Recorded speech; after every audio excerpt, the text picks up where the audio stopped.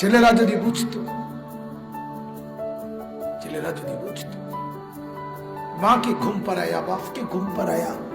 সারা রাত নিজের ঘরে উলঙ্গ ছবি দেখে, নাচ দেখে, আরেক মেয়ের সাথে প্রেমের অবৈধ হারাম আলাপ করে, উলঙ্গ ছবি দেখে, মা ঘুমায় বাপ ঘুমায়, মালিক বলে আমি ঘুমাই নাই।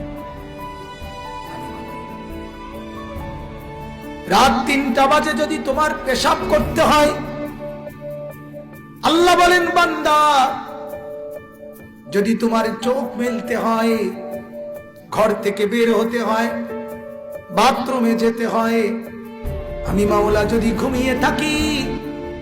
বলো তোমার 2 চোখ মেলে দিবে